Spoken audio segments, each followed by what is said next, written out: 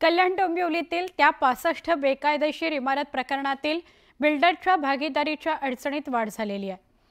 उच्च न्यायालयानं याबाबत कडक भूमिका घेतली आहे। साई गॅलेक्सी या इमारतीचे बिल्डर शालिक भगतचा अटकपूर्व जामीन अर्ज कोर्टाने फेटाळलाय। शालिक भगतवर अटकेची टांगती तलवार कायम आहे। बिल्डरांनी खोटी कागदपत्र करून सर्वसामान्यांची फसवणूक केल्याचं प्रकरण समोर येत आहे। यात अधिकारी आणि बिल्डरांचं संगनमत असल्याचं निरीक्षण आहे। शालिक भगत आता आर्थिक गुन्हा शाखेच्या रडारवर आहे। संघटित गुन्हेगारी अर्थात मकोका अंतर्गत पोलीस कारवाई करणार का असंही स्पष्ट होतंय की तसे संकेत तरी पोलिसांनी दिलेले आहेत। आमचे प्रतिनिधी प्रशांत बाग यांच्याशी बोलूया। प्रशांत, न्यूज 18 लोकमत वारंवार या 65 इमारतीतल्या रहिवाशांच्या पाठीशी होतं आणि बिल्डर अधिकाऱ्यांनी कसं संगनमत करून या सगळ्यांना फसवलंय असं म्हणत होतं। काय सांगाल, आज शिक्कामोर्तबच झालं? नक्कीच सुवर्ण, म्हणजे की खऱ्या अर्थानं जसं न्यूज 18 लोकमत त्यांच्या पाठीशी होतं असं तुझं म्हणणं आहे। न्यूज 18 लोकमत त्यांच्या पाठीशी होतं आहे आणि जोपर्यंत न्याय मिळत नाही या 65 इमारतीमधल्या सर्वसामान्य लोकांना तोपर्यंत राहणार। आणि या सगळ्या विषयात अत्यंत महत्त्वाचं निरीक्षण नोंदवत हायकोर्टानं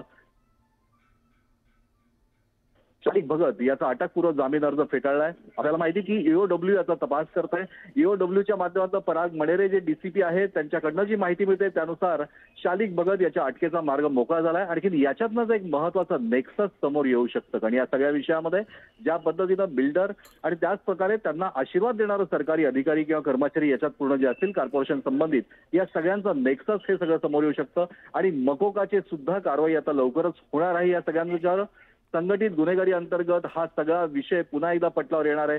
पण 65 बेकायदा इमारतीमध्ये सर्वसामान्यांना दिलासा देण्यासाठी एकीकडे सरकार दत्तही जरी प्रयत्न सुरू असले तरी त्याचबरोबर त्यांची फसवणूक ज्या बिल्डरने केली, ज्या पद्धतीनं त्यांचं आर्थिक फसवणूक केली, ज्या पद्धतीनं खोटी कागदपत्र तयार केली गेली, ज्या पद्धतीनं रेराची सगळी खोटी कागदपत्र तयार केली गेली, ज्या पद्धतीनं या जमिनीची जी मूळ कागदपत्र आहे कच्च्या प्रकारातली सुद्धा ती सुद्धा तयार केलेली, हा म्हणजे पूर्णपणे संघटित गुन्हेगारी याचाच हा पूर्णपणे अशा प्रकारचा उदाहरण आहे। त्यामुळे शालिक भगत याच्या अडचणीत नक्कीच वाढ असं आपल्याला म्हणता येईल। अर्थात धन्यवाद प्रशांत, माहिती दिल्याबद्दल।